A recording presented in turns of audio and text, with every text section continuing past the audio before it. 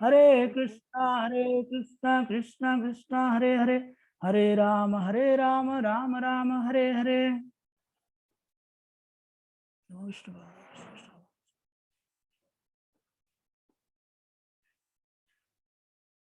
ओम नमो भगवते वासुदेवाय, ओम नमो भगवते वासुदेवाय, ओम नमो भगवते वासुदेवाय। नारायणं नमस्कृत्य नरं चैव नरोत्तमं देवीं सरस्वतीं व्यासं ततो जयामुदीरयेत्। नष्टप्रायेषु भद्रेषु नित्यं भागवत सेवया भगवतीरुत्तम श्लोके भक्तिर्भवति नैष्ठिके। कृष्णाय वासुदेवाय देवकी नंदनाय च नंदगोपकुमाराय गोविंदाय नमो नमः। गुरवे गौरचंद्राय राधिकाय तदालय कृष्णाय कृष्ण भक्ताय तद्भक्ताय नमो नमः। हरे कृष्ण। सभी भक्तों का स्वागत है आज का इस काउंसलिंग क्लास में। आप सबके साथ धोखा हुआ होगा, प्रभु जी का क्लास था लेकिन प्रभु जी ने मुझे बोल दिया। ठीक है, तो हम लोगों का चल रहा था कि नाम अपराध के ऊपर। पांचवा नाम अपराध तो हो गया है, छठवां नाम अपराध प्रभु जी करेंगे उसके ऊपर क्लास। तो हम थोड़ा अलग कुछ चर्चा करेंगे। तो आप सब जानते होंगे मैं जिसके बारे में बताऊंगा, आप लोग सब यानी है, मुझे तो कुछ पता नहीं ज्यादा कुछ, लेकिन ठीक है कोशिश करूंगा। तो हम जब हमारा जो श्रेय है कृष्ण भक्ति को प्राप्त करना, सभी मनुष्यों का श्रेय वही है कि भगवान कृष्ण का कृष्ण प्रेम प्राप्त करना। तो उसके लिए माध्यम क्या है ना, हमको शुद्ध भक्ति करना पड़ेगा। जो हमारा जो संबंध अभिधेय जो है भक्ति, जो प्रोसेस जो है वो क्या है ना, शुद्ध भक्ति। शुद्ध भक्ति करेंगे तो हम कृष्ण प्रेम को प्राप्त करेंगे। तो हम देखते हैं कि भक्ति में प्रगति का अर्थ क्या है। हम भक्ति में प्रगति कर रहे हैं कि नहीं, उसमें कैसे पता चलेगा हमको हम भक्ति में कितना प्रगति कर रहे हैं। तो ये प्रगति, ये भक्ति में ये प्रगति नहीं है कि हम जो संस्था में जुड़े हुए हैं उस संस्था में हमारा पदोन्नति हो गया या पोस्ट बढ़ गया। तो मैं भक्त था, मेरा प्रमोशन हो गया, मैं प्रेसिडेंट बन गया। ये शुद्ध भक्ति का प्रगति नहीं है कि मैं भक्ति में प्रगति किया, नहीं है, ऐसा नहीं है। वो प्रेसिडेंट है वो शुद्ध भक्ति है, भक्त है। और जो झाड़ू मार रहा है, साफ सफाई कर रहा है, वो शुद्ध भक्त नहीं है। नहीं, शुद्ध भक्ति जो है वो क्या करता है ना, हमारे श्रद्धा के ऊपर डिपेंड करता है। श्रद्धा किस प्रकार हमारा श्रद्धा है, श्रद्धा का विकास कितना हुआ है, उसके ऊपर वो डिपेंड करता है। हम हमारा श्रद्धा कितना बड़ा है, तो उसके ऊपर डिपेंड करता है। जैसे हम कुछ भोग बना रहे हैं, कुछ रेसिपी बना रहे हैं, तो उसमें अगर वो उसको फॉलो नहीं करेंगे बराबर, उसका जो जो चाहिए उसमें वो रेसिपी को फॉलो नहीं करेंगे, तो हमारा कुकिंग जो जो बना रहे हैं वो गड़बड़ होगा, वो बराबर बनेगा नहीं। इसके लिए ये रेसिपी जो है वो क्या है ना, ये शुद्ध भक्ति रेसिपी है। और हम कुकिंग करके क्या हमको मिलने वाला है ना, कृष्ण भक्ति मिलेगा। कृष्ण भक्ति जो है हमारा कुकिंग है। और श्रद्धा हमारा जो बराबर, अगर श्रद्धा के साथ शुद्ध भक्ति के साथ अगर हम करेंगे, शुद्ध भक्ति अगर करेंगे तो हमारा कृष्ण भक्ति, कृष्ण प्रेम हमको मिलेगा। इसलिए श्रद्धा सबसे महत्वपूर्ण बात है। तो ब्रह्म संहिता में ब्रह्मा जी बताते हैं 69 नंबर श्लोक में,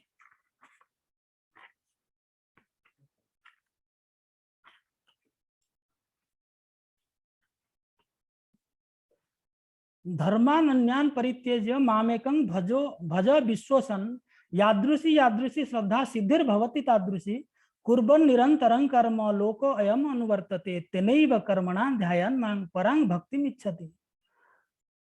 बोलते हैं कि हे ब्रह्मा, अन्य सारे धर्मों का परित्याग करके श्रद्धा पूर्वक एकमात्र मेरे भजन करो तथा मेरी सेवा करो। श्रद्धा के अनुसार ही सिद्धि मिलती है, श्रद्धा के अनुसार ही सिद्धि मिलती है। यह इस जगत के लोग निरंतर किसी न किसी आदर्श हेतु कर्मरत रहते हैं। उन्हीं सब कर्मों द्वारा मेरा चिंतन करते हुए वे मेरी सेवा रूपी पराभक्ति को प्राप्त करेंगे। इस श्लोक में एक लाइन है कि यादृशी यादृशी श्रद्धा सिद्धिर भवति तादृशी। हम जिस प्रकार श्रद्धा करेंगे तो हमारा सिद्धि उसी प्रकार मिलेगा।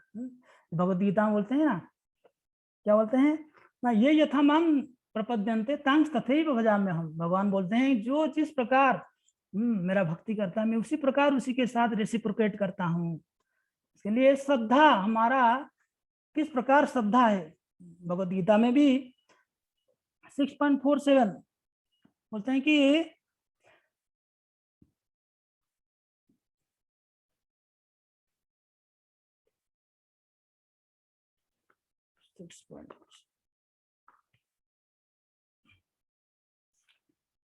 योगिनाम अपि सर्वेषां मद्गतेनांतरात्मना श्रद्धावान भजति जो मां समय युक्त तमो मतः। बोलते कि योगियों में से श्रेष्ठ जो है जो श्रद्धा के साथ मेरा भजन करता है। समस्त योगियों में से जो योगी अत्यंत श्रद्धा पूर्वक मेरे परायण है, अपने अंतःकरण में मेरे विषय में सोचता है और मेरी दिव्य प्रेमा भक्ति करता है, वह योग में मुझसे परम अंतरंग रूप में युक्त रहता है और सबों में सर्वोच्च है, यही मेरा मत है। भगवान वो भी बोलते हैं कि योगियों में से जो श्रद्धा के साथ मेरा सततम मेरा भजन करता है, मेरा चिंतन करता है, वो क्या होता है ना, सबसे सर्वोच्च है, यही मेरा मत है। इसके लिए श्रद्धा बहुत जरूरी है और श्रद्धा के साथ हम अगर भक्ति करेंगे तो हम हमारा जो लक्ष्य है उसमें पहुंच पाएंगे। तो श्रद्धा के साथ कैसे भक्ति करेंगे, जैसे हम जो हमारा जो प्रोसेस है कि हम नाम जप करते हैं, नाम जप करते हैं, हम बोलते हैं कि हम तो 30 साल से जप कर रहे हैं, लेकिन कहाँ हमारा तो उसमें नाम के प्रति रुचि नहीं हो रहा है, ध्यान पूर्वक नहीं कर पा रहे हैं। तो ये क्या हो जाता है, श्रद्धा में कमी हो जाएगा, श्रद्धा नहीं रहेगा धीरे धीरे, क्योंकि इतना साल जप किया मन टूट जाएगा। और हम क्यों नहीं श्रद्धा हो पाता है, क्योंकि हम ठीक से जपा नहीं करते हैं, ध्यान पूर्वक जैसे करना चाहिए नहीं करते हैं। हम जपा तो करते हैं लेकिन जिस प्रकार करना चाहिए उस प्रकार नहीं करते हैं। अगर ठीक से हम जप करेंगे, नाम जप करेंगे, तो फिर हमारा श्रद्धा बढ़ेगी। तो इसके लिए ये जो भक्ति का मार्ग है ये सबसे उत्तम मार्ग है। भक्ति योग सबसे जो योग जो है, ज्ञान योग, ध्यान योग, कर्म योग, अष्टांग योग, इसमें से भक्ति योग जो सर्वश्रेष्ठ योग है, सर्वोत्तम योग पद्धति बोलते हैं। कृष्ण भावनामृत जो है सर्वोत्तम योग पद्धति है। और इस भक्ति करने से हमको सभी योगों का फल प्राप्त होता है। भगवद गीता में 8.28 नंबर श्लोक में बोलते हैं भगवान कि वेदेषु यज्ञेषु तपस्सु चैव दानेषु यत् पुण्य फलम प्रदिष्टम अत्येति तत् सर्वम इदं विदित्वा योगी परम स्थानम उपैति चाद्यम। बोलते हैं कि जो व्यक्ति भक्ति मार्ग स्वीकार करता है वह वेदाध्ययन, तपस्या, दान, दार्शनिक तथा सकाम कर्म करने से प्राप्त होने वाले फलों से वंचित नहीं होता। जो भक्ति योग करता है उसको ये सब करने की जरूरत नहीं है, वो अपने आप उसके साथ आ जाता है, उसका बाई प्रोडक्ट है ये सब। ये वह मात्र भक्ति संपन्न करके इन समस्त फलों की प्राप्ति करता है और अंत में परम नित्य धाम को प्राप्त होता है। केवल भक्ति करने से सब कुछ आ जाता है। बिल्लुमंगल ठाकुर बोलते हैं कि मुक्ति जो है वो उनके दरवाजा पे खड़ी रहती है हाथ जोड़कर कि मुझे आपने सेवा में लगाइए। अगर भक्ति कोई करता है उसको मुक्ति के लिए अलग प्रयास करने की जरूरत नहीं है, वो अपने आप आ जाती है, उसमें आ जाती है। इसके लिए श्रद्धा बहुत जरूरी है। तो फिर हमारा दूसरा पॉइंट है कि कैसे प्रगति कर सकते हैं भक्ति में। भक्ति तो उसमें कैसे प्रगति करते हैं, ना वो श्रद्धा के लिए भी और एक श्लोक है कि श्वेताश्वतर उपनिषद में बताया गया है कि यस्य देवे परा भक्ति यथा देवे तथा गुरु तस्यते चथित यथो प्रकाशन्ते महात्मनः। यस्य देवे परा भक्ति यथा देवे तथा गुरु, जिसका गुरु और कृष्ण के प्रति श्रद्धा है, यस्य देवे परा भक्ति यथा देवे तथा गुरु तस्यते क्षतित अर्थ प्रकाशन्ते महात्मनः, उसको क्या होता है ना, उसको ज्ञान प्रकाश हो जाता है। उस महात्माओं का क्या होता है ना, ज्ञान अपने आप प्रकाशित हो जाता है। अगर श्रद्धा होता है गुरु और कृष्ण के ऊपर, जिसका श्रद्धा है उसके हृदय में ज्ञान प्रकाशित हो जाता है।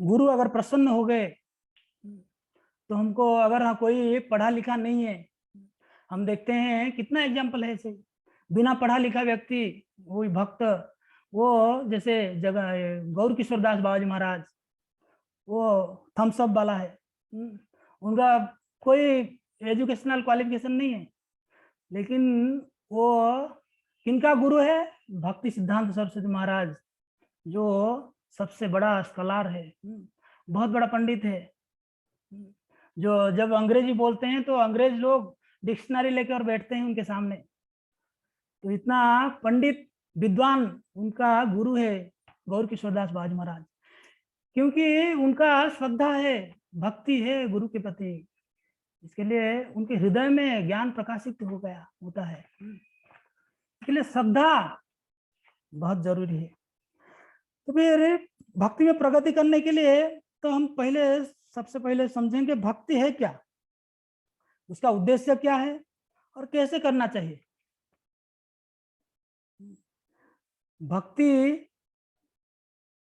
का उद्देश्य क्या है ना, श्रद्धा का विकास। भक्ति क्यों करते हैं ना, श्रद्धा का विकास करने के लिए, क्योंकि श्रद्धा, भक्ति का मूल क्या है ना, श्रद्धा, आदौ श्रद्धा तथा साधु संग दिन भजन क्रिया अनर्थ निवृत्ति रुचि निष्ठा आसक्ति प्रेम भाव प्रेम, ऐसे चलता है 8।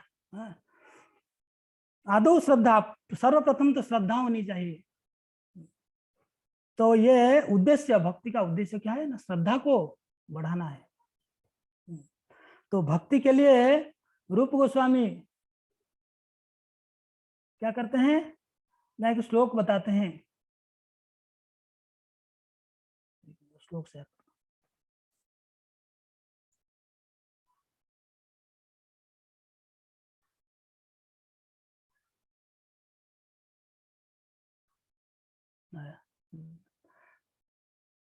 देखिए, ये भक्ति रसामृत सिंधु का श्लोक है। अन्याभिलाषिता शून्यम ज्ञान कर्मादि अनावृतम आनुकूल्येन कृष्णानुशीलनम भक्तिरुत्तमा। अन्याभिलाषिता शून्यम ज्ञान कर्मादि अनावृतम आनुकूल्येन कृष्णानुशीलनम भक्तिरुत्तमा। तो यहाँ पर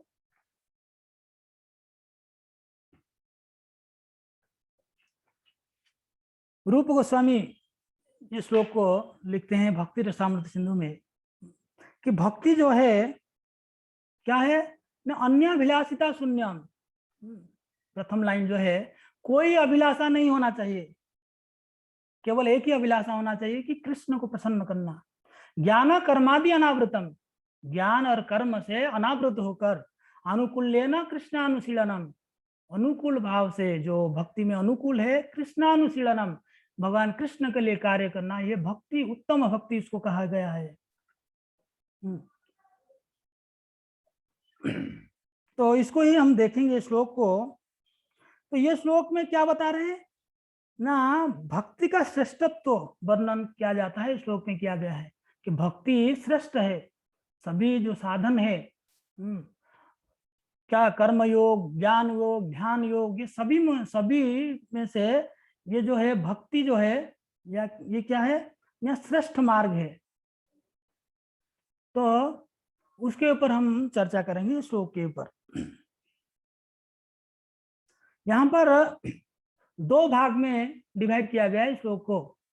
प्रथम तो है अन्याभिलाषिता शून्यम ज्ञान कर्मादि अनावृतम, ये है। दूसरा है अनुकूल्यन कृष्णानुशीलनम भक्तिरुत्तमा। ये सेकंड जो स्टांजा है, अनुकूल्यन कृष्णानुशीलनम भक्तिरुत्तमा, इसको स्वरूप लक्षण कहा जाता है। और प्रथम वाला जो है अन्याभिलाषा शून्यम ज्ञान कर्मादि अनावृतम, इसको तटस्थ लक्षण कहा गया है। तो स्वरूप लक्षण जो है अन्य अनुकूल्यन कृष्णानुशीलनम भक्तिरुत्तमा, उसमें दो प्रकार का है। क्या है? आकृति और प्रकृति, दोनों चीज बताया गया है उसमें। तो हम देखेंगे पहले तो स्वरूप लक्षण क्या है। यहां पर देखेंगे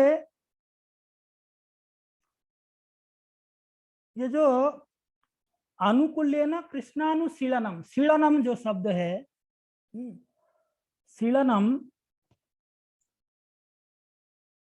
तो शीलनम मतलब भगवान के लिए कार्य करना। तो भगवान के लिए तो सब कार्य करते हैं सभी लोग।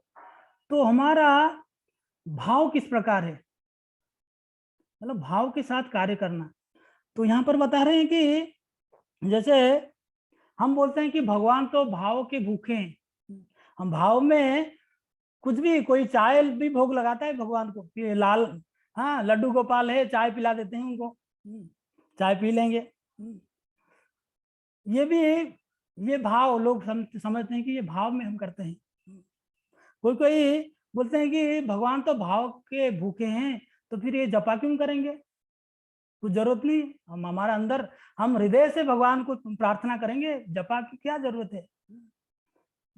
लड्डू गोपाल लालन करे गोपालन, लालन करे गोपालन, तो लालन तो करेंगे ये गोपाल जी, तो फिर क्या जरूरत है ये सब भक्ति करने की। ये जो भाव जो है, भाव के साथ भक्ति करना है, हमारे अंदर भगवान के प्रति भाव होनी चाहिए कि भगवान को प्रसन्न करना, भगवान प्रसन्न होना चाहिए। हमारा एकमात्र लक्ष्य होनी चाहिए कि भगवान प्रसन्न हो, और किसी की प्रसन्नता के लिए कार्य नहीं करना चाहिए। शीलनम मतलब शरीर, मन और वाक्य से, माइंड, वर्ड और बॉडी, तीनों से, काय मनसा वाचा, ये शरीर मन और वाक्य को, तीनों को लगाकर भगवान के सेवा में लगाकर भगवान को प्रसन्न करना। और अनुशीलनम जो है, अनु मतलब कंस्टेंट, रिपीटेडली कंस्टेंट करना चाहिए। उसमें कोई, जैसे मैं 16 माला आज कर लिया, कल नहीं करेगा चलेगा, या बीच बीच में एकादशी में 25 माला कर दूंगा और फिर 15 दिन के बाद फिर देखेंगे एकादशी को, नहीं, ये कंस्टेंटली होनी चाहिए। अनुशीलन मतलब भगवान के लिए कार्य कंस्टेंटली करनी चाहिए, और शरीर मन और वाक्य से भगवान के लिए करनी चाहिए। जैसे हम ये आरती में गाते हैं ना, कायेन वाचा मनसेन्द्रिये वा बुद्ध्यात्मना अनुसृत स्वभाव करोति यत् सत् सकलं परस्मै नारायणेति समर्पयेत। नहीं, कायेन वाचा मनसेन्द्रिये वा बुद्ध्यात्मना अनुसृत स्वभाव, हम शरीर से, मन से, वाक्य से और बुद्धि से जो कुछ करते हैं, सब कुछ क्या करेंगे ना, नारायणेति समर्पयेत, सब कुछ नारायण को समर्पण करना है। ये हमारा लक्ष्य होना चाहिए। सब कुछ भगवान के लिए करना चाहिए। यत् करोसि यदस्नासि यत् जुहसि यदासि यत् तपस्यसि कौन्तेय तत् करो करोस्य मदर्पणम। जो कुछ कर रहे हो सब कुछ मेरे लिए ही करो, भगवान बोलते हैं। इसके लिए हम ये अनुशीलनम जो है, ये भगवान के लिए, केवल ही भगवान के लिए कार्य करना है। और अनुशीलनम में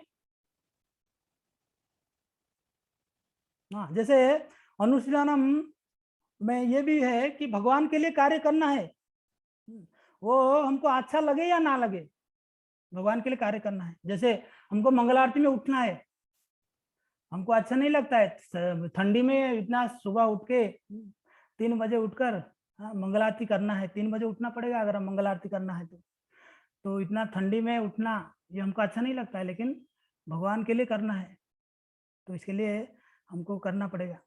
और धोती कुर्ता पहनकर आना है मंदिर में, सब लोग, कोई कोई हाफ पैंट में भी आ जाता है, वो बाहर का लोग आते हैं लेकिन उनको पता नहीं, लेकिन भक्त को धोती पहनकर आना चाहिए। धोती में पहनकर आएंगे तो कुछ सेवा कर सकते हैं, आप पैंट पहनकर आएंगे तो किचन में तो एंट्री नहीं है, या अल्टर में तो आप घुस नहीं सकते। इसके लिए हमको ये सब पालन करना पड़ता है, हमको अच्छा नहीं लगता है फिर भी। ये अनुशीलनम है। अनुशीलनम में भी दो प्रकार का है, कि निवृत्तात्मक और एक प्रवृत्तात्मक।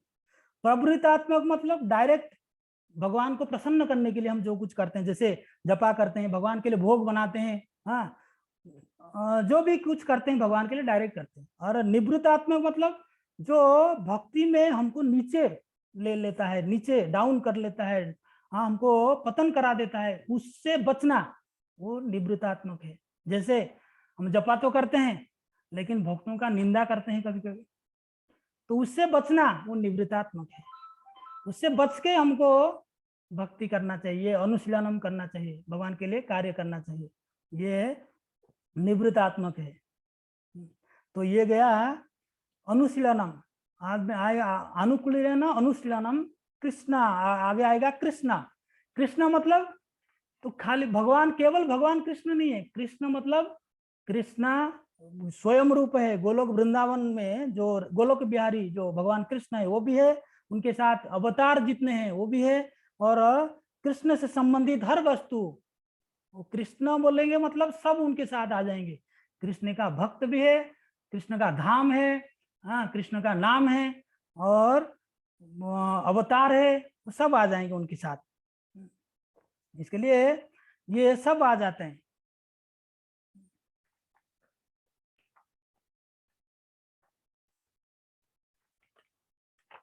अगर हम ये कृष्ण को प्रसन्न करना है तो हमको क्या करना पड़ेगा ना, भगवान कृष्ण के लिए तो काम करेंगे, सेवा करेंगे, लेकिन भगवान कैसे प्रसन्न होते हैं ना, अगर भगवान का जो भक्त होते हैं उनको अगर प्रसन्न करते हैं, भगवान जल्दी प्रसन्न होते हैं। ये शॉर्टकट है। भगवान बोलते हैं कि जो मेरे भक्तों का भक्त है वो मेरा भक्त है। जो मेरा डायरेक्ट भक्त बोलता है कि मैं भगवान का भक्त हूँ, मुझे कोई भाया मीडिया नहीं चाहिए, कोई गुरु नहीं चाहिए मुझे, मैं, हमारा तो डायरेक्ट संबंध है भगवान के साथ, हम क्यों गुरु बनाएंगे। वो भगवान उसको पसंद नहीं करते, उसको उससे प्रसन्न नहीं होंगे। भगवान बोलते हैं जो मेरा भक्तों का भक्त है वो मेरा प्रिय है। इसके लिए चैतन्य महाप्रभु बोलते हैं कि क्या बोलते हैं, ना हम विप्रो न च नरपति नामम वैष्णव ना शूद्र, न हम वन्नी न च गृहपति मनस्थो यतिर्वा, किंतु प्रद्युम्न खिल परमानंद पूर्णामृताब्धे गोपी भर्तु पद कमले और दास दास दासानुदास। हमारा इधर लगा हुआ है, आप लोग आते हैं सेवा करने के लिए, उसको पढ़ते हैं डेली।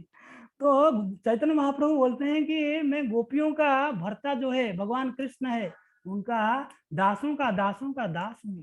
चैतन्य महाप्रभु बोलते हैं। इसके लिए भगवान का जो शुद्ध भक्त है, उनका जो सेवक है, उनका जो दास है, उनको भगवान प्रिय है। इसलिए गुरु को प्रसन्न कर देंगे, करने से भगवान प्रसन्न हो जाते हैं। यस्य प्रसादात।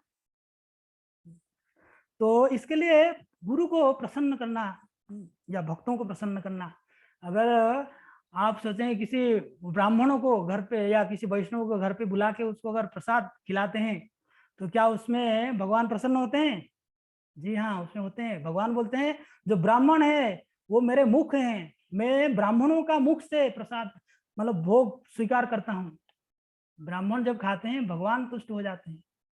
यस्मिन तुष्टे जगत तुष्टम, भगवान जब तुष्ट हो जाएंगे तो पूरा जगत तुष्ट हो जाता है। इसके लिए भगवान को प्रसन्न करना है तो फिर भक्तों को प्रसन्न करना है। श्रील प्रभुपाद जी को जब विदेशों में प्रचार कर रहे थे तो विदेशी लोग थे, वो कृष्ण को नहीं जानते थे, वो केवल प्रभुपाद जी के वाक्यों को जानते थे, प्रभुपाद जी को ही जानते थे कि यही हमारे लिए सब कुछ है, केवल प्रभुपाद जी को प्रसन्न करते थे। हाँ, प्रभुपाद जी जो भी बोलते थे वो करते थे। इसके लिए वो इतना महान भक्त बन गए सब विदेशी लोग, जो लोग कृष्ण नाम भी नहीं सुने थे कभी भी, और कृष्ण को नहीं जानते थे। इसके लिए अपनी इंद्रिय तृप्ति के बजाय हाँ गुरु की प्रसन्न करना हमारा कर्तव्य है। और एक वर्ड आता है अनुकूल्यन। अनुकूल्येन कृष्णानुशीलनम भक्तिरुत्तमा। अनुकूल्येन मतलब कृष्ण को प्रसन्न करने की इच्छा से प्रतिकूलता का अभाव, तो केवल कृष्ण को प्रसन्न करना है।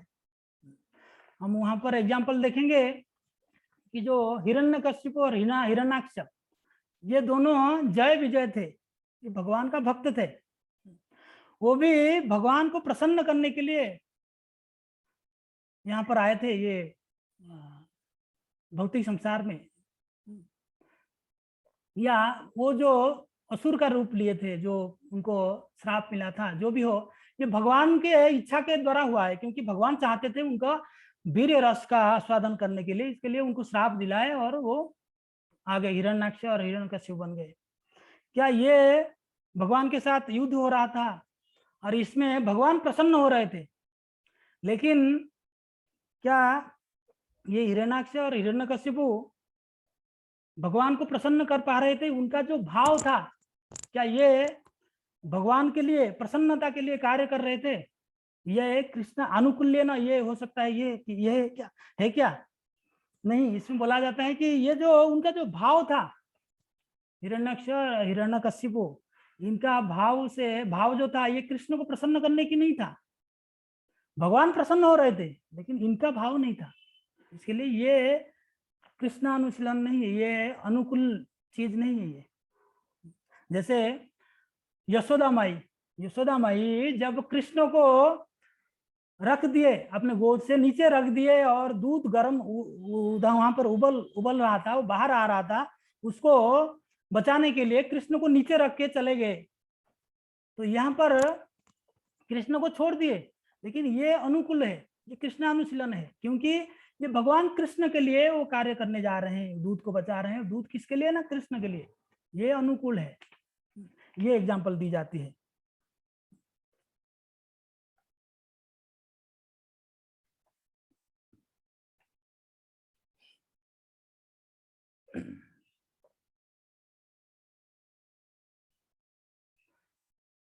प्रसन्न भाव, क्योंकि ये जो हिरण्यकश्यप और हिरण्याक्ष के मन में प्रसन्न भाव नहीं था, इसके लिए वो अनुकूल नहीं है। एक बार गुणार्णव प्रभु बोल रहे थे कि जब मंदिर बन रहा था, कंस्ट्रक्शन चल रहा था मंदिर का, बोल रहे थे वो सीमेंट बैग वो काउंट कर रहे थे, क्योंकि वो कंस्ट्रक्शन का वो दायित्व लिए थे, काउंट कर रहे थे। वो देख रहे थे कि सब लोग जपा कर रहे हैं और मैं ये सीमेंट बैग का काउंट कर रहा हूँ, तो ये क्या क्या ये भगवान के लिए कार्य है? क्या ये भक्ति है, शुद्ध भक्ति है? प्रभुपाद जी को जाकर पूछे, तो प्रभुपाद जी बोले हाँ, ये शुद्ध भक्ति है, क्योंकि ये भगवान के लिए, और ये प्रभुपाद जी चाहते हैं कि भगवान का मंदिर बने, और भगवान का प्रसन्नता के लिए, भगवान का खुशी के लिए ये मंदिर बन रहा है, और उसके लिए ये जो सेवा कर रहे हैं, ये भी शुद्ध भक्ति है। जैसे आप सब लोग सुबह सुबह जपा करते हो ब्रह्म मुहूर्त में, लेकिन हम लोग अल्टर में जाते हैं भगवान का ड्रेसिंग करने के लिए या भगवान का आरती करने के लिए। मैं तो कभी कभी सोचता हूँ, अरे ये लोग ब्रह्म मुहूर्त में जपा सब कर लेते हैं, मैं तो कर नहीं पा रहा हूँ। मेरे फिर जपा 10-11 बजे या 12 बजे कब होगा पता नहीं। सुबह सुबह तो मेरा इधर सेवा में गया, आरती किया, 4 से 3 बजे उठा, 4 से 4:30 आरती हुआ, बर्तन धोया, फिर ड्रेसिंग करने गया, उधर हो गया 7, 7:30 हो गया, फिर दर्शन आरती किया, ये ब्रह्म मुहूर्त तो गया। तो मैं फिर जपा करूंगा तो फिर वो दूसरा टाइम पे जपा करूंगा, तो फिर क्या मेरा वो शुद्ध भक्ति है क्या? शुद्ध भक्ति तो छोड़ो, क्या वो जो नाम जप कर रहा हूँ वो ठीक है क्या? हाँ, वो भी, क्योंकि वो भी भक्ति है। अगर सब लोग वही चाहेंगे कि हमको ब्रह्म मुहूर्त में जपा करना है, तो फिर भगवान का सेवा कौन करेगा? तो फिर प्रभुपाद जी फिर सिस्टम चेंज कर देते कि सब लोग ब्रह्म मुहूर्त में जपा करो, और भगवान का ड्रेसिंग आरती जो है वो 11 प्रसाद के बाद 11 बजे के बाद करते हैं। इसके लिए वो भी भक्ति है, वो भी नाम जप वो भी है। कोई पूछा कि ये जो किचन में जो कुकिंग करता है, हाँ, वो तो जपा नहीं कर पा रहा है उस समय। प्रभुपाद जी बोलते हैं वो भी जपा है, चैंटिंग, वो भी चैंटिंग है, वो भी सेवा कर रहा है। सभी सेवा समान है। कोई झाड़ू मार रहा है और कोई मैनेजमेंट कर रहा है। सेवा सबका समान है। इसके लिए इस भाव से हमको सेवा करना चाहिए।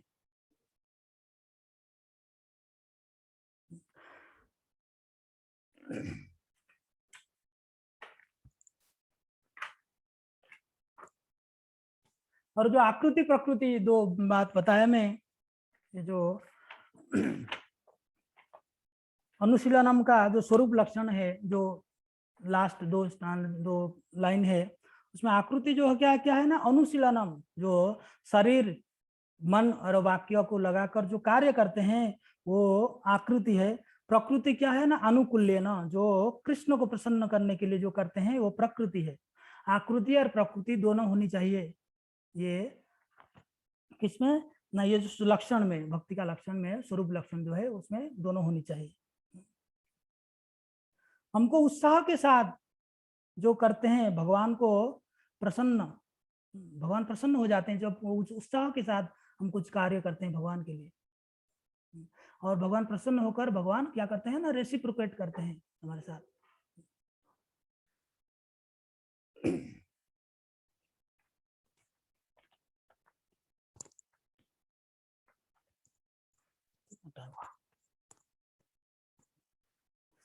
और आगे बता रहे हैं कि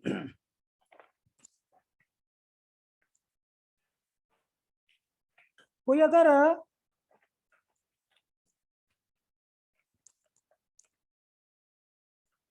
अन्याभिलाषिता शून्यम ज्ञान कर्मादि अनावृतम, कि हमारा जो कोई अभिलाषा नहीं होनी चाहिए, केवल एक ही इच्छा होनी चाहिए कि भगवान को प्रसन्न करना,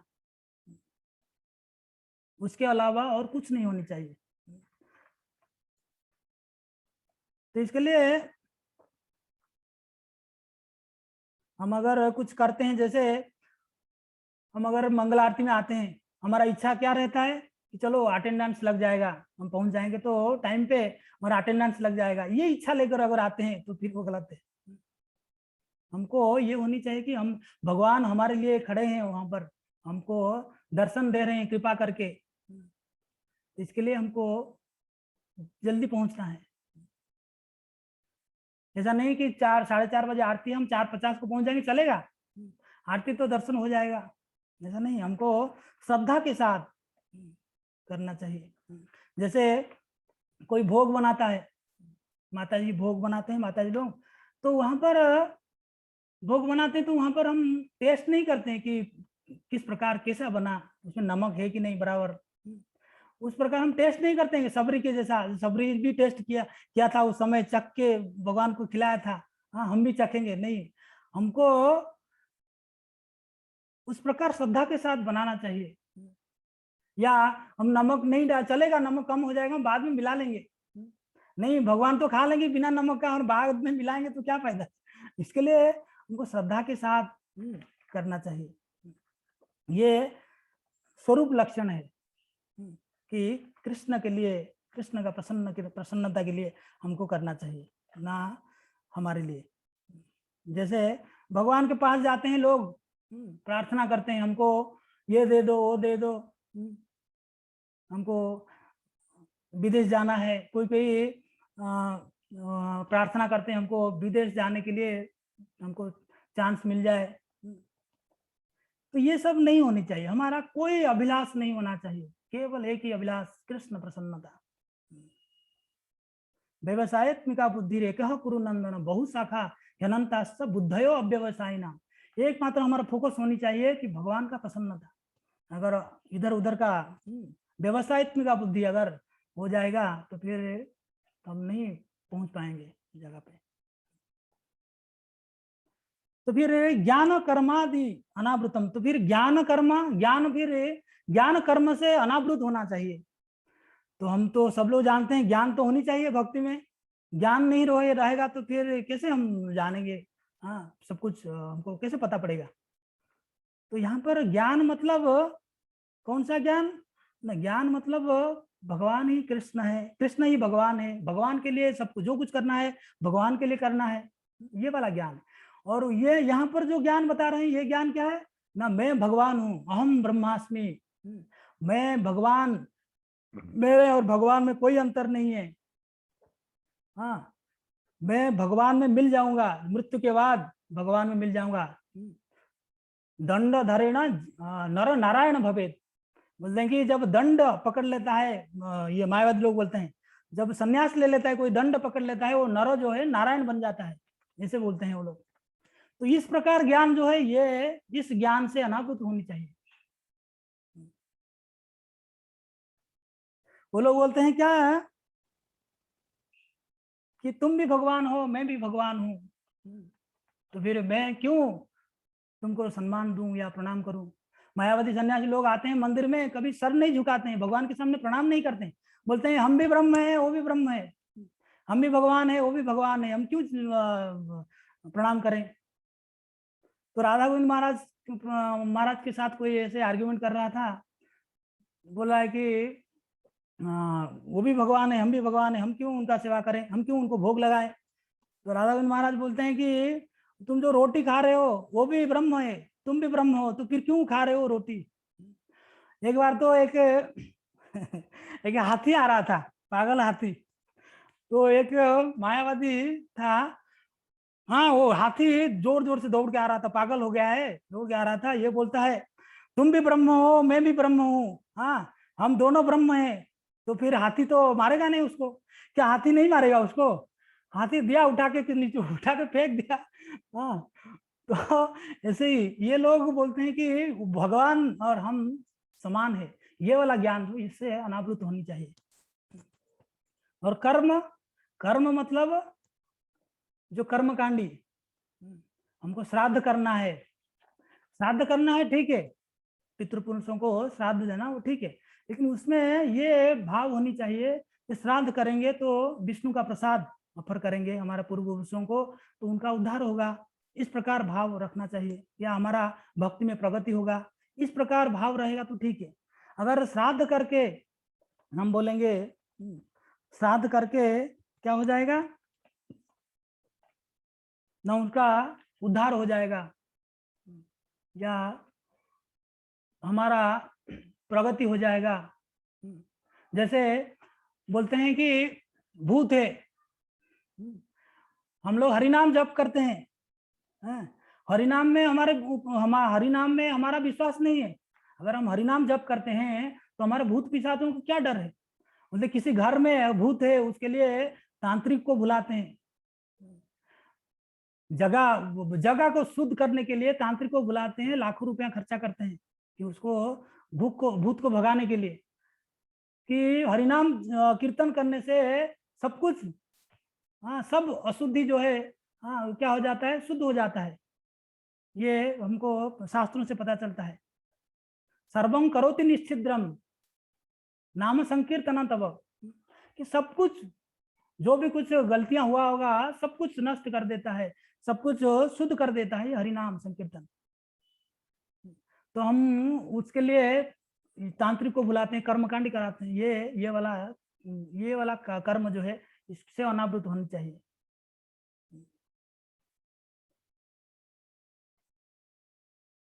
जैसे एक चैतन्य चरितामृत में आता है कि रामदास, वो बोलते हैं कि वो हमेशा राम राम जप करता था, राम नाम जप करता था और बोलता था मैं एक दिन राम बन जाऊंगा, भगवान राम बन जाऊंगा। तो ये वाला जो है ये गलत है।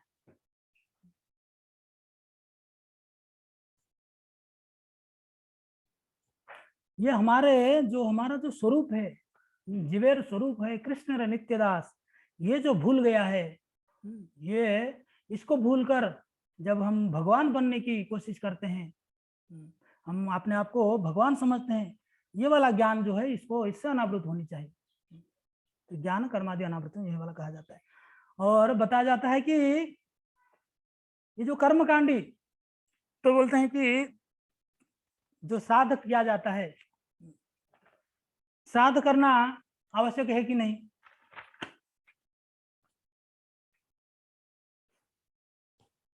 बोलते हैं गीता भूषण में बल्लभ विद्याभूषण कहते हैं कि 3 प्रकार का भक्त होते हैं, एक स्वनिष्ठा, एक परिनिष्ठा और एक निरपेक्ष।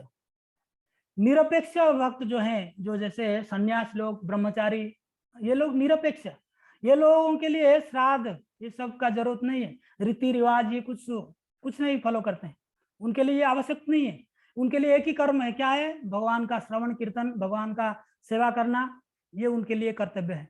उनके लिए जो क्या बोलते हैं उसको, रिचुअल्स, इसको फॉलो करने की जरूरत नहीं है। श्राद्ध देना है, कर्मकांडी करना है, ये सब जरूरत नहीं है। और एक परिनिष्ठ जो है, जैसे गृहस्थ लोग, जैसे अर्जुन, उसको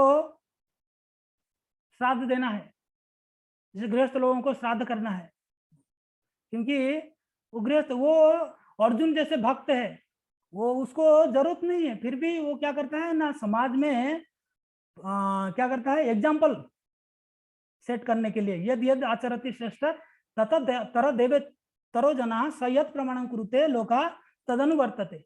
यद यद आचरति, जिस प्रकार कोई प्रमुख व्यक्ति, श्रेष्ठ व्यक्ति जिस प्रकार आचरण करता है, उसको उसका फॉलोअर्स क्या करते हैं, फॉलो करते हैं। उसी प्रकार ये समाज में ये उसको एग्जाम्पल सेट करने के लिए अर्जुन क्या कर रहे हैं, श्राद्ध देने की बात कर रहे हैं।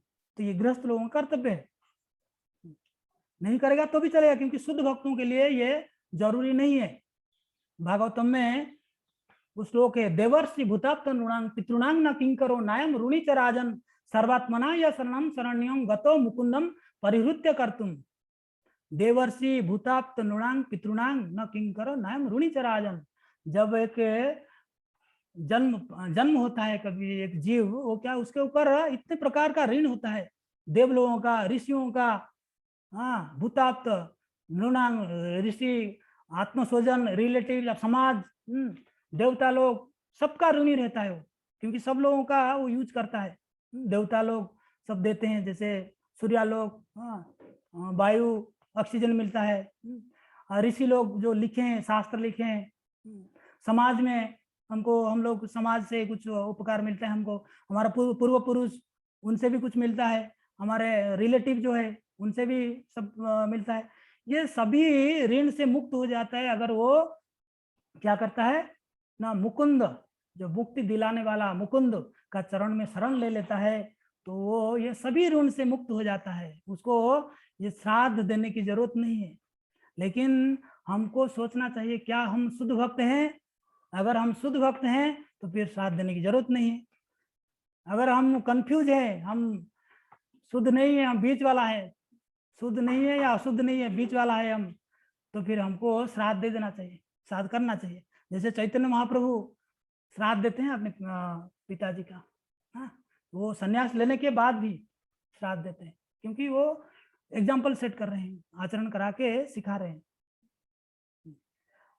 इसके लिए तो फिर हम अगर बहाना मारेंगे, नहीं हमको श्राद्ध करने की जरूरत नहीं है, हम भक्ति कर रहे हैं, इस्कॉन में है, हम जहाँ नाम जप कर रहे हैं, भक्ति कर रहे हैं, हमको जरूरत नहीं है, समाज में है, हमको करना पड़ेगा, हम इतना शुद्ध नहीं है, इसके लिए करना पड़ेगा। तो ये इस प्रकार है।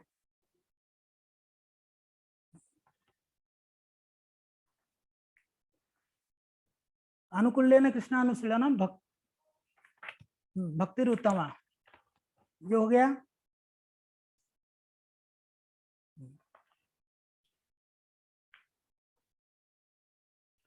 एक व्यक्ति ने प्रश्न किया कि ये जो श्राद्ध, ये तो जैसे इसको नहीं करनी चाहिए, या इसको कर्मकांडी के हिसाब से लेनी चाहिए, तो फिर जब मृत्यु हो जाता है तो जो गरुड़ पुराण का जो पठन कराते हैं, तो क्या ये सही है?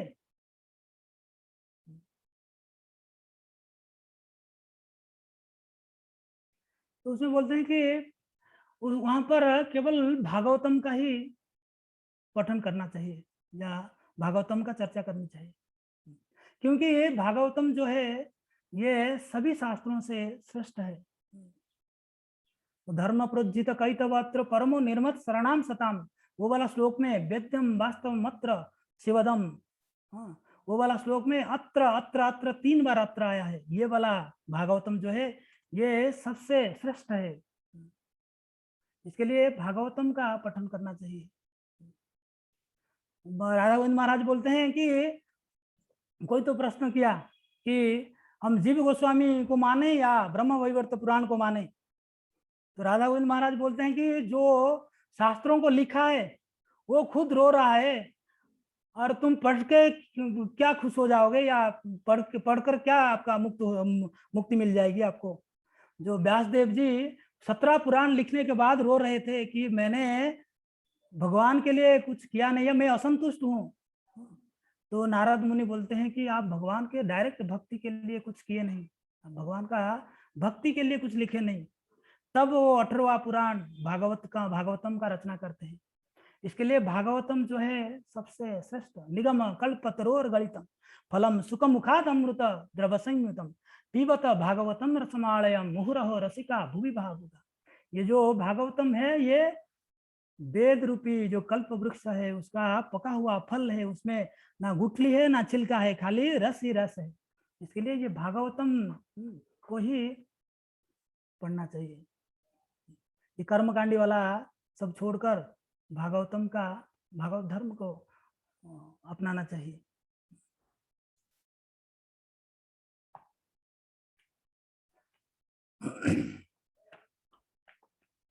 इसके लिए शास्त्र में बताया गया कि भगवत भक्ति हीनस्य जाति शास्त्रम जप तप अप्राणस्य देहस्य मंडनम लोकरंजनम। अगर कोई भगवत भक्तिहीन होकर जाति शास्त्र जप तप, भगवान का भक्ति नहीं कर रहा है और उच्च जाति का है, जप करता है, तपस्या करता है, उसको क्या कहा जाता है ना, अप्राणस्य देहस्य मंडनम लोकरंजनम। जैसे एक शरीर, मुर्दा शरीर को कितना भी आप सजाओगे तो सुंदर दिखेगा नहीं दिखेगा। इसके लिए भक्ति अगर नहीं है तो फिर हम कितना भी कुछ कर लें तो वो कुछ काम का नहीं है। इसके लिए प्रहलाद महाराज बोलते हैं कि कोई अगर ब्राह्मण है, अगर वो भक्ति नहीं कर रहा है, कितना बड़ा ब्राह्मण हो जाए, वो भक्ति नहीं कर पा रहा है तो वो क्या है, उस श्लोक की प्रकृति इस प्रकार है ना, विप्राद द्विशत गुणयुताद अरविंद नाभ पादारविंद विमुखात सुपचम वरिष्ठम मन्ये तद अर्पित मनो वचने हितार्थ प्रसन्नम पुनति सकुलम न तू भूरि माना। बोलते हैं कि अगर कोई ब्राह्मण है, कितना बड़ा ना, वो ब्राह्मण का क्वालिफिकेशन उसमें है, अगर वो भक्ति नहीं कर रहा है वो क्या है, वो अपने आप को भी उद्धार नहीं कर पाएगा, वो दूसरों का क्या उद्धार करेगा। उससे अच्छा जो कुत्ते का मांस खाने वाला चंडाल जो है वो उससे बेहतर है। इसलिए भक्ति कितना महत्वपूर्ण है।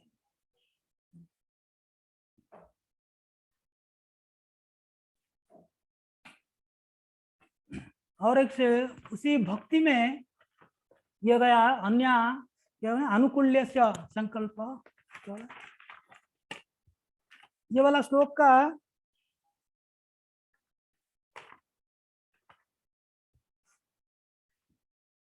अन्यमिलासिता शून्यम, ये वाला श्लोक जो भक्ति का, उत्तम भक्ति का ये जो डेफिनेशन है। और एक डेफिनेशन है भक्ति का कि सर्वोपाधि विनिर्मुक्तम तत्परत्वेन निर्मलम ऋषिकेश सेवनम भक्ति रुच्यते। ये वाला श्लोक भी उसी प्रकार है, उसको उस श्लोक के साथ हम क्या करेंगे, थोड़ा कंपेयर करेंगे। यहाँ पर देखेंगे सर्वोपाधि विनिर्मुक्तम तत्परत्वेन निर्मलम ऋषिकेश सेवनम भक्ति रुच्यते।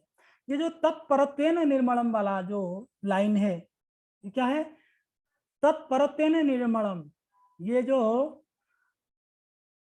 अनुकूल्यन जो उस श्लोक का है, उस श्लोक का अनुकूल्यन के साथ इसका रिलेशन आ रहा है, मतलब वो रिलेट कर रहा है उसको। जैसे तत्परत्वेन निर्मलम मतलब उसके बाद शुद्ध हो जाता है, जैसे सर्वोपाधि विनिर्मुक्ता, सभी उपाधियों को त्याग करने के बाद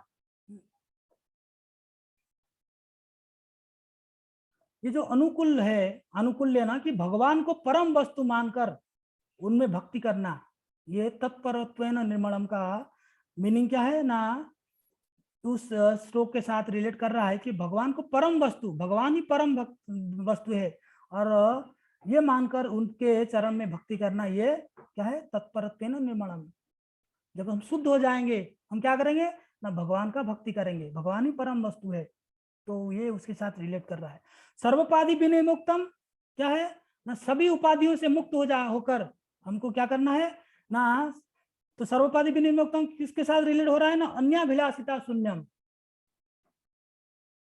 तो हम जब सभी उपाधियों से मुक्त हो जाएंगे तब हमारा इच्छा नहीं रहेगा, अन्याभिलाषिता शून्य होकर हम भक्ति करेंगे।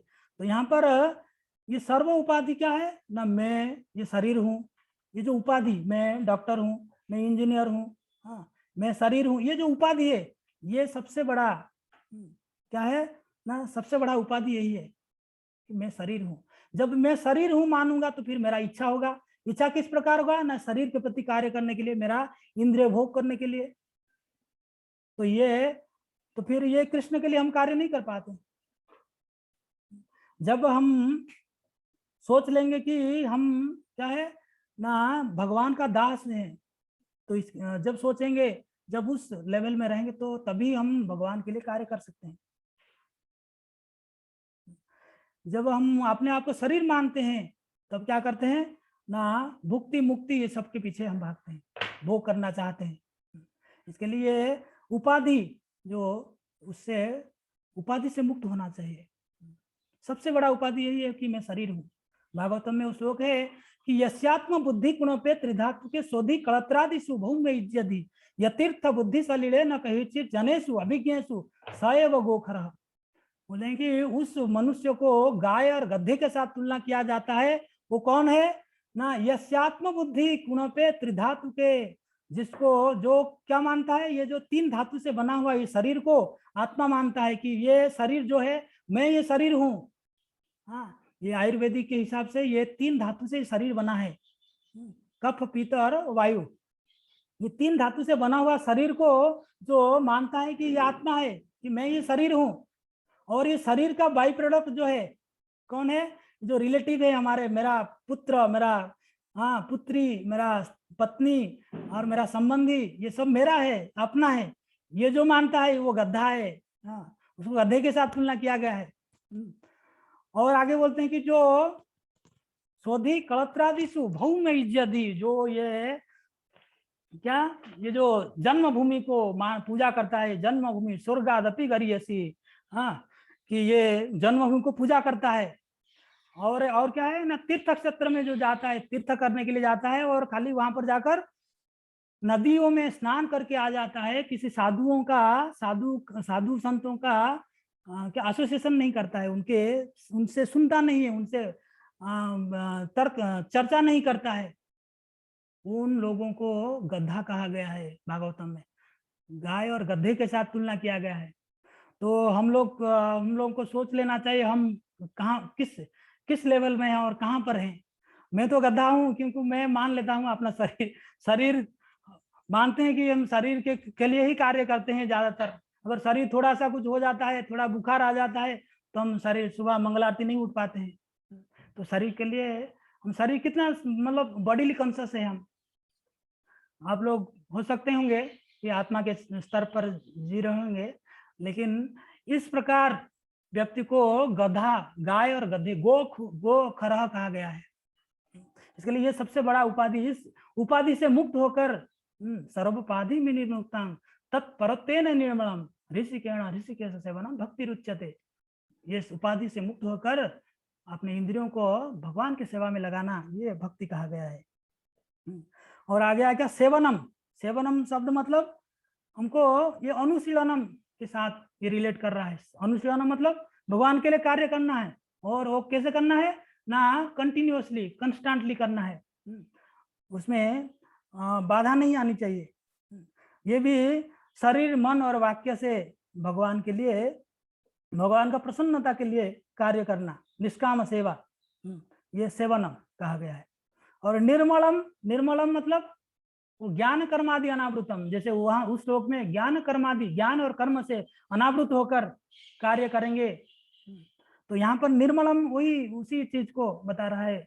निर्मलम मतलब ज्ञान कर्मादि, मल मतलब जो भक्ति में मल क्या है न, कर्म कांड और ज्ञान कांड, ये भक्ति में मल है। हाँ, तो इससे अनावृत होना है। तो ये श्लोक का निर्मलम जो है वो ज्ञान कर्मादि अनावृतम को रिलेट कर रहा है कि हमारा आस्था जो है ज्ञान कांड और कर्म कांड के ऊपर नहीं होनी चाहिए। हमारा केवल भरोसा, केवल एकमात्र भरोसा क्या है, भगवान कृष्ण। अवश्य रक्षिवे कृष्ण, भगवान ही हमारा रक्षा करेंगे, भगवान ही हमारा गार्डियन है।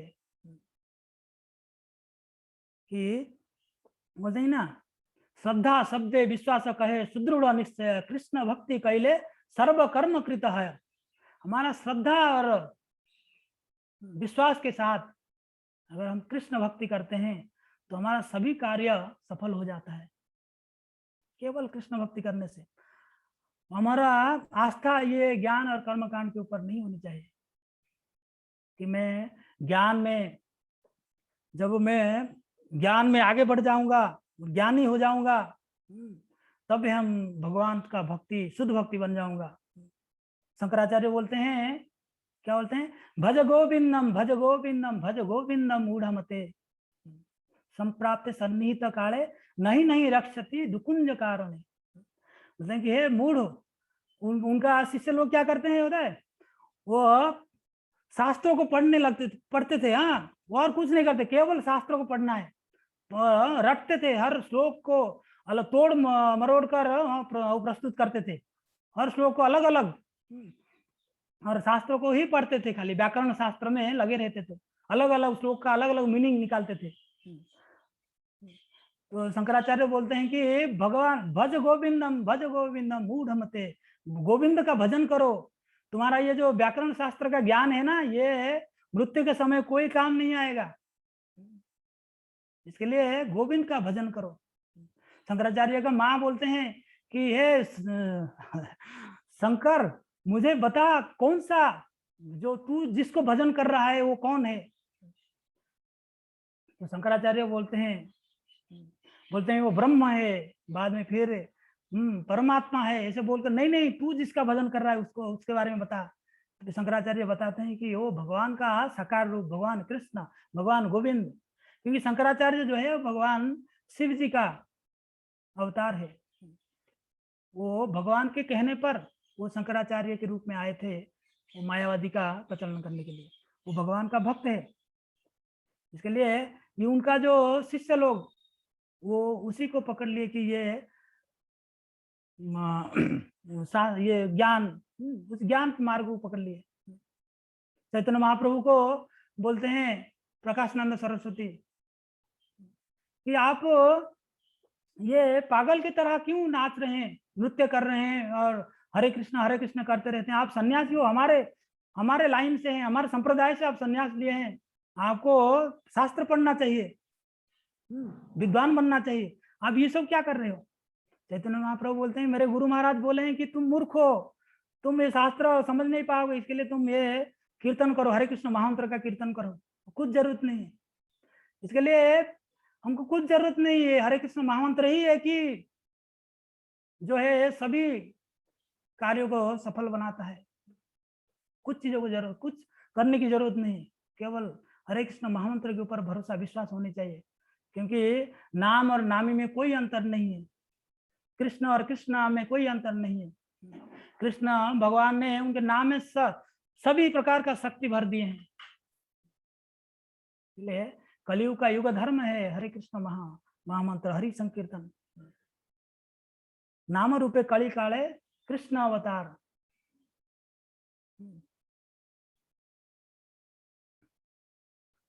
कृष्ण बिनु नाम बिनु कली काले नहीं आरा धर्म, सर्व मंत्र सारा यही सर्वशास्त्र मर्म।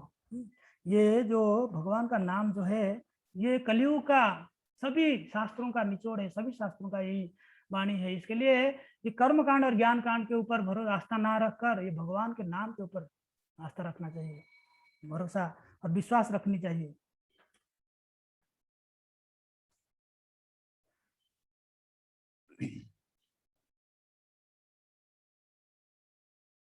और जो उत्तम भक्ति है, और बोलते हैं आगे उत्तम भक्ति और तीव्र भक्ति, उसमें डिफरेंस क्या है। ये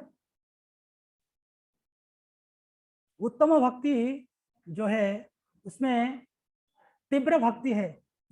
तीव्र भक्ति मतलब ऐसा नहीं कि स्पीड से चांट जपा करना, हाँ जोर से हरे कृष्णा कृष्ण कृष्ण हरे, ये नहीं है। तीव्र भक्ति मतलब हमारा स्पीड, हम लोग कितना तीव्रता के साथ कर रहे हैं। इसमें उत्तम भक्ति और तीव्र भक्ति के बीच में डिफरेंस क्या है और सिमिलैरिटी क्या है बता रहे हैं। भागवतम में एक श्लोक है, दूसरा स्कंद तीसरा अध्याय 10 नंबर श्लोक में, अकाम सर्व काम व मोक्ष काम उदारधि तीव्रेण भक्ति योगेन यदेतः पुरुषं परम। अकाम सर्व काम व मोक्ष काम उदारधि तीव्रेण भक्ति योगेन यदेतः पुरुष परम। यहाँ पर ये हम लोग जो चर्चा कर रहे हैं साधन भक्ति, हाँ भक्ति तो है साधन भक्ति, उसमें भी अलग अलग है, वैदिक साधन भक्ति, रागानुगा साधन भक्ति, और आगे भाव भक्ति, प्रेम भक्ति। ये जो साधन भक्ति जो है वो हमारे लिए हम लोग जो साधन कर रहे हैं तो उसके बारे में, रागानुगा ये सब अलग वो आगे है। तो इसके लिए जो तीव्रेण भक्ति योग है ना, तीव्र के साथ भक्ति करना मतलब शरीर मन और वाक्य से कृष्णानुशीलन करना, ये तीव्रेण भक्ति योग है ना। शरीर मन और वाक्य से भगवान के लिए, भगवान का पूजा करना, भगवान का सेवा करना, ये उसको रिलेट कर रहा है। और यजतो पुरुष परम वो क्या है ना, कृष्णानुशीलनम, वो भी यजतो पुरुष परम मतलब केवल भगवान जो परम पुरुष है भगवान उनके लिए कार्य करना, कृष्णानुशीलनम है, मतलब कृष्ण के लिए कार्य करना, उस लोग के साथ वो रिलेट कर रहा है। हाँ, कृष्णानुशीलनम के साथ रिलेट कर रहा है यजतो पुरुष परम। और उदारधि क्या है ना, बुद्धिमान व्यक्ति जो है वो क्या करता है ना, वो क्या करता है ना, भगवान जो परम पुरुष भगवान है उनका ही भक्ति करता है। वो किसके लिए ना, अकाम सर्व काम हुआ, उसके पास कोई कामना नहीं हो, या सर्व काम सभी प्रकार का काम हो, या मोक्ष काम उसके पास मोक्ष प्राप्त करने के लिए अभिलाषा हो, ये सभी लोगों को क्या करते हैं ना, तीव्रेण भक्ति योगे ना, तीव्रता के साथ अगर भक्ति करता है तो यजतः पुरुषम परम, उसको भगवान का पूजा करना चाहिए, भगवान का सेवा करना चाहिए तीव्रता के साथ। अगर उसको ये चीज प्राप्त करना है, उसको अगर कुछ कामना है उसके अंदर, उसको प्राप्त करना है तो भगवान का भक्ति करना है। तो ये सभी पुंसा परो धर्म यतोर भक्ति रधोक्षदे अहेतु की अप्रतिहता यह आत्मा सुप्रसिद्ध थी। सभी मनुष्यों का कर्तव्य है कि भगवान का भक्ति करना, अप्रतिहता वो भी कंटिन्यूअसली चलनी चाहिए। तो यहाँ पर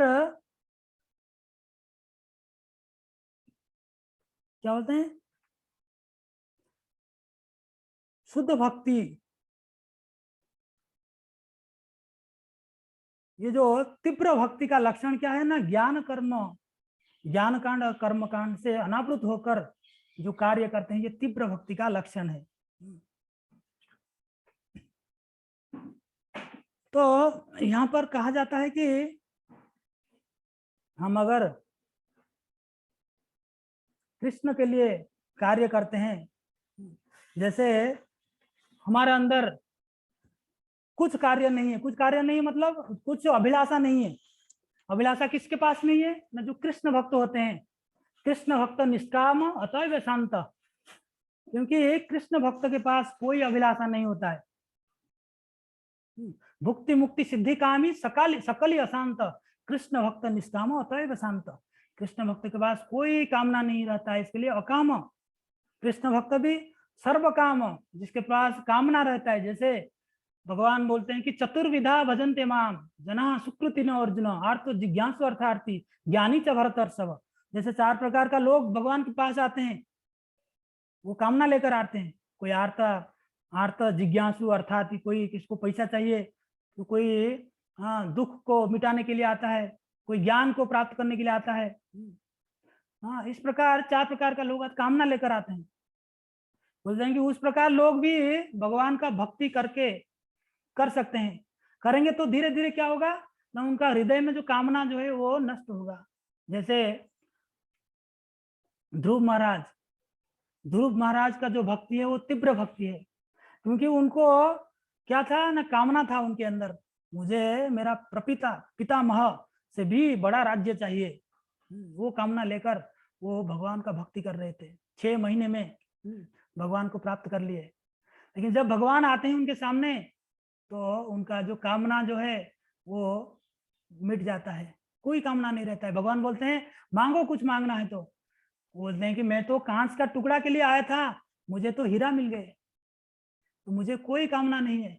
भगवान बोलते हैं नहीं, मांगना पड़ेगा, नहीं तो लोग क्या सोचेंगे कि ये छोटा सा बालक है, 5 साल का बालक है, 6 महीने में भगवान को प्राप्त किया और भगवान ने कुछ दिए नहीं, उसको ठग दिए। मांगना पड़ेगा। तो बोलते हैं कि अगर देना है तो मेरा जो भौतिक इच्छा जो है उसको मिटा दीजिए। भगवान बोलते हैं कि तुम्हारा जो तुम चाहते थे वो तुमको मिलेगा, लेकिन उसको और आगे कोई भौतिक इच्छा नहीं रहेगा, तुम उसको ठीक यूज करोगे, वो 36,000 साल आप उसको भोग करोगे, बाद में फिर मेरे धाम आओगे। ये जो है कि कामना जो होता है ये धीरे धीरे क्या होता है, मिट जाता है, रहता नहीं। जो भक्तों के, देखिए भक्तों के जीवन में आप लोग भी अनुभव कर सकते हैं, जो भक्ति के मार्ग में आने से पहले बहुत प्रकार का इच्छा था, कामना रहता है, मुझे सिनेमा देखने जाना है, कुछ बाहर जाके खाना है। जैसे भक्ति में आने के बाद धीरे धीरे भक्तों के साथ रहकर धीरे धीरे सुनते हैं, पढ़ते हैं, तो धीरे धीरे हमारा इच्छा जो है, भौतिक इच्छा कम हो जाती है।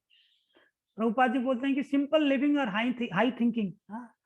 तो ये भक्तों को उस प्रकार जीना चाहिए जितना जरूरत है उतना, प्रयास ज्यादा नहीं करनी चाहिए। वो वाला उपदेशामृत श्लोक में बोलते हैं कि ज्यादा प्रयास नहीं करनी चाहिए, ज्यादा लौल्यम भी नहीं करनी चाहिए कि मुझे और चाहिए और चाहिए, नहीं। जितना आप मेंटेन हो सकते हैं, आपका घर द्वार चल जाएगा, उतने में संतुष्ट हो जानी चाहिए। अगर कोई संतुष्ट नहीं है, उसको कितना भी दे दें, वो उसको शांति नहीं मिल पाएगा उसको। जब बामन देव बनकर भगवान गए हैं बलि महाराज के यज्ञ स्थल में, तो बलि महाराज बोलते हैं कि आप मांगो क्या चाहिए। भगवान बोलते हैं, बामन देव बोलते हैं कि मुझे 3 पग जमीन चाहिए। तो बलि महाराज जो हंस रहे हैं, बोलते हैं यार बलि हूँ मैं, राजा हूँ, हाँ मुझे 3 पग जमीन मांग रहे हो। हाँ, कुछ तो मांगो, जैसे इतना कुछ मांग लो जैसे आपको आगे जाकर मांगना नहीं पड़े किसके पास, इतना मांग लो। तो बामन देव बोलते हैं कि अगर संतुष्ट नहीं होता है कोई अपना अंदर से, हृदय से, तो उसको कितना भी दुनिया भर का उसको कुछ भी दे दें तो कभी शांति नहीं प्राप्त कर सकता है। दुनिया में कोई संतुष्ट नहीं हुआ है आज तक। हम जिसके पीछे भाग रहे हैं, जिस पैसे के पीछे भाग रहे हैं, उस पैसे को प्राप्त करके लोग चले गए, कितने चले गए, आए और गए। विदेशों में बड़े बड़े लोग पैसा कमाकर पैसे में कितना कुछ इंद्र तृप्त कर लिए, वो कुछ शांति नहीं मिला उनको, और हम उसी के पीछे भाग रहे हैं, उसी पैसे के पीछे कि शांति मिल जाएगा। बचपन में वो बोलते हैं कि हम पढ़ाई कर रहे हैं, अभी बड़े हो जाएंगे, जब नौकरी मिल जाएगा तब हम संतुष्ट हो जाएंगे। जब नौकरी मिल जाता है, बड़ा नौकरी, बड़ा जॉब चाहिए, ज्यादा सैलरी चाहिए, उसके पीछे भागते हैं हम। तो विदेश जाते हैं, पैसा कमाते हैं, बोलते हैं कि पैसा कमाते हैं स्वास्थ्य को खोकर, मतलब स्वास्थ्य को क्या बोलते हैं, बीमारी हो जाता है पैसा कमाने के लिए, तो उसी पैसे को लगाते हैं वो बीमारी को ठीक करने के लिए। हाँ, तो इसके लिए ये जो प्रयास, ज्यादा प्रयास नहीं करनी चाहिए। हम बोलते हैं कि पैसा कमाएंगे सुखी हो जाएंगे, शादी करेंगे तो सुखी हो जाएंगे, बच्चे हो जाएंगे सुखी हो जाएंगे, नहीं। जैसे गधे के आगे गाजर लटका देते हैं और वो ये, हाँ, तो गधा सोचता होगा और आगे जाऊंगा तो आ जाएगा मेरे मुंह में, ऐसे ही वो कभी वो गाजर उसके मुंह में नहीं आया अभी तक। हाँ, जितना आगे जाता है उतना आगे जाता है वो गाजर। ये ऐसे ही है, ये हमारे साथ हो रहा है। ये जो भौतिक सुख है उसको बोलते हैं कि इन्फेक्शन कहा जाता है। प्रभुपाद जी बोलते हैं कि ये इन्फेक्शन है। उस श्लोक में बोलते हैं कि प्रहलाद महाराज यन्मैथुनादि गृह में सुखम तुच्छम कंडुए न करो दुख दुखम नेह तृप्यंति कृपणा बहु दुख भाजा कंडुतिना मनसिजम विषहेत धीर। बोलते हैं कि जैसे खुजली होता है ना, तो खुजलाते हैं ना, प्रथम प्रथम तो बहुत अच्छा लगता है, और थोड़ा खुजलाएंगे और अच्छा लगेगा। जब ज्यादा खुजलाएंगे ना, उसमें से खून निकलेगा तो जलन होगा।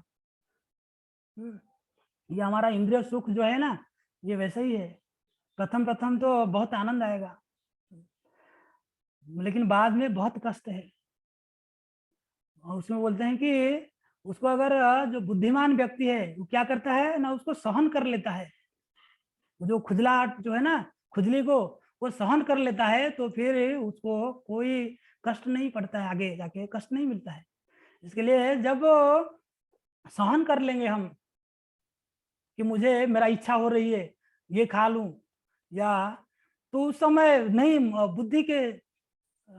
बुद्धि के माध्यम से उसको नहीं, मुझे नहीं खाना है, सहन कर लेना चाहिए कि मेरा मन कर रहा है हाँ घूमने के लिए या सिनेमा जाने के लिए, नहीं, उसमें तुरंत बुद्धि लगाकर वहां से हट जाना चाहिए।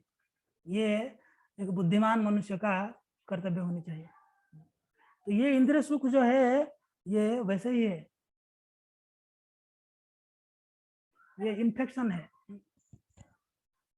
तो इसी प्रकार हमको प्रयास ज्यादा नहीं करनी चाहिए।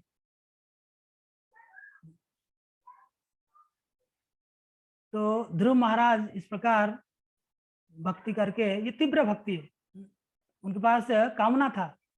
तीव्र भक्ति और उत्तम भक्ति में यही डिफरेंस है, जो उत्तम भक्ति है उसमें कोई कामना नहीं है, लेकिन ये तीव्र भक्ति जो है उसमें कामना रहता है, कामना के साथ भक्ति करते हैं। लेकिन भगवान क्या करते हैं ना, उसको धीरे धीरे उसका कामना को विनाश कर देते हैं। कामना लेकर वो आता है, उसको विनाश कर देते हैं। लेकिन उस प्रकार भक्ति भी करनी चाहिए। अकाम सर्व काम व मोक्ष काम उदारधि तीव्रेण भक्ति योगे न यदेतः पुरुष परम। ये जो मोक्ष काम है बोलते हैं ना, अकाम सर्व काम मोक्ष काम, उसके बाद मोक्ष काम क्यों बताया? मोक्ष काम जो है ये सबसे बड़ा कामना ये है, ये सबसे बड़ा डेंजर है। ये मुझे मोक्ष प्राप्त करना है। मोक्ष मतलब भगवान के साथ मिल जाना, ये मोक्ष। मुक्ति है ना, स्वरूप से, स्वरूप मुक्ति क्या बोलते हैं, सारूप्य मुक्ति, शास्त्री मुक्ति, सालोक्य, सायुज्य मुक्ति। ये जो 5 प्रकार का मुक्ति है, ये सब मुक्तियों में से ये जो सायुज्य मुक्ति, कि भगवान में मिल जाना, ये सबसे बड़ा खतरनाक है। ये अपना मायावादी लोग ये बोलते हैं कि हम मुक्ति पाने के बाद, भगवान के मृत्यु के बाद हम भगवान में मिल जाएंगे। जैसे कि नदियां समुद्र में मिल जाते हैं और अपना अस्तित्व खो देते हैं, और जैसे कि पक्षी आकर एक ग्रीन बर्ड, हाँ, जो क्या बोलते हैं, सबुज क्या बोलते हैं, नील, जो ग्रीन बर्ड जो है, हरा हरा हरा पक्षी जो है कि पेड़ में आके बैठ जाता है, तो बोलते हैं कि उसमें मिल गया। नहीं, वो पक्षी आकर उधर वहां पर बैठता है, वो फल खाता है, वो उसका अस्तित्व मिटता नहीं है, उसका अस्तित्व रहता है। वैसे ही जब जीव का मृत्यु होता है, जब भगवत धाम जाता है, वो भक्त लोग क्या होते हैं ना, वहां पर भगवत धाम में जाकर भगवान का सेवा करते हैं। हाँ, अस्तित्व रहता है उनका, भगवान का स्वरूप में रहकर भगवान का सेवा करते हैं। लेकिन मायावादी वो लोग क्या बोलते हैं कि हम भगवान में मिल जाते हैं, भगवान में मिल जाएंगे हम। तो ये वाला मुक्ति भक्त लोग कामना नहीं करते हैं, सायुज्य मुक्ति। ये एक अपराध है जो मायावादी लोग जो बोलते हैं, या इसका मतलब भगवान में मिल जाना मतलब हम भगवान बन गए, अपने आप को भगवान मानना, ये अपराध है। इस प्रकार इच्छा जो है ये खतरनाक है। लेकिन फिर भी जो भी कोई इस प्रकार इच्छा लेकर भगवान के पास आता है, भगवान उनको इच्छा से मुक्त कर देते हैं। धीरे धीरे जब भक्ति में आगे बढ़ता है, उसको धीरे धीरे इसमें मुक्त करके भक्ति दिल देते हैं उनको।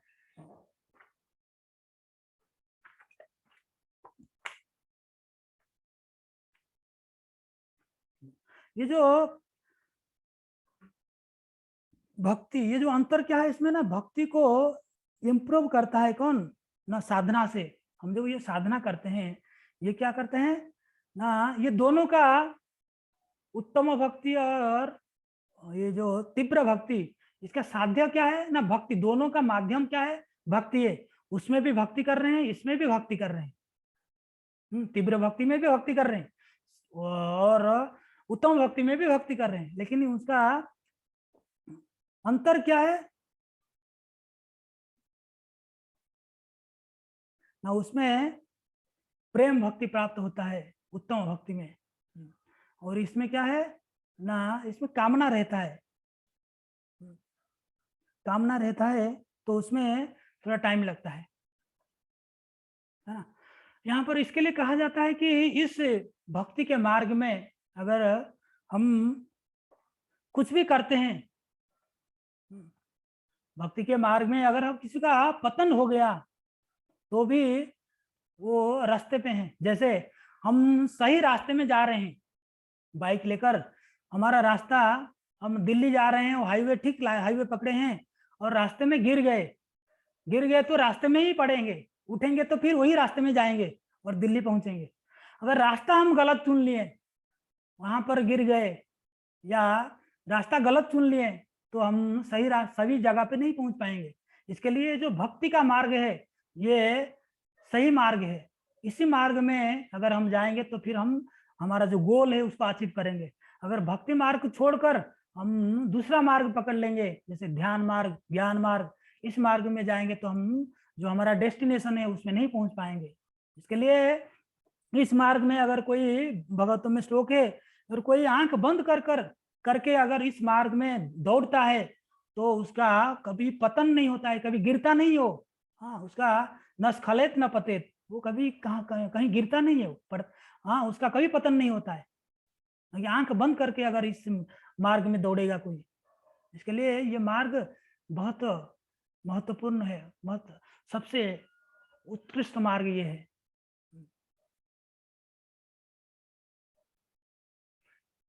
तीव्र भक्ति जो है वो उत्तम भक्ति नहीं है, लेकिन उत्तम भक्ति जो है उसमें तीव्र भक्ति है। तो ये हुआ भक्ति का लक्षण।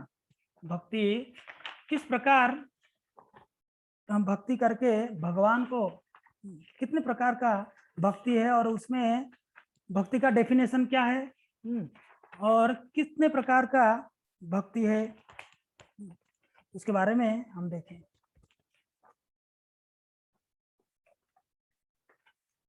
हम 3 श्लोक के ऊपर चर्चा किए। एक था अन्याभिलाषिता शून्यम ज्ञान कर्मादि अनावृतम आनुकूल्येन कृष्णानुशीलनम भक्ति उत्तमा। ये उत्तम भक्ति का लक्षण है। अनुकूल्येन कृष्णानुशीलनम, अनुकूल भाव से कृष्ण, भगवान कृष्ण के लिए कार्य करके और ज्ञान कर्म से अनावृत होकर भगवान के लिए अगर कोई भक्ति करता है तो उत्तम भक्ति कहा जाता है। और एक श्लोक को उसको रिलेट किए, सर्वपादि विनिर्मुक्तम तत्परतेन निर्मलम ऋषिकेण ऋषिके सेवनम भक्ति रुच्यते। ये भक्ति, ये केवल भक्ति है, लेकिन इसमें उत्तम भक्ति का लक्षण है। जैसे सर्वोपाधि विनिर्मुक्तम, हाँ सभी उपाधियों से मुक्त होकर, वो उसको रिलेट कर रहे हैं यहाँ पर। हाँ, इस श्लोक से अन्याभिलाषिता शून्य श्लोक से, हाँ इसमें रिलेट कर रहे हैं। ये शुद्ध भक्ति का लक्षण इसमें, इसके लिए उसको भी उत्तम भक्ति कहा जाता है। आचार्य लोग इसको भी उत्तम भक्ति कहते हैं। और एक श्लोक के कि अकाम सर्व काम व मोक्ष काम उदारधि तीव्रेण भक्ति योगेन यजतः पुरुष परम। ये श्लोक में भी हम देखें कि तीव्र भक्ति क्या है, उत्तम भक्ति के साथ उसका क्या सिमिलैरिटी, क्या है डिफरेंस, क्या है, उसके बारे में हम देखें। तो ये था भक्ति के बारे में थोड़ा बहुत जो मैं सुना था वो आपको बता दिया।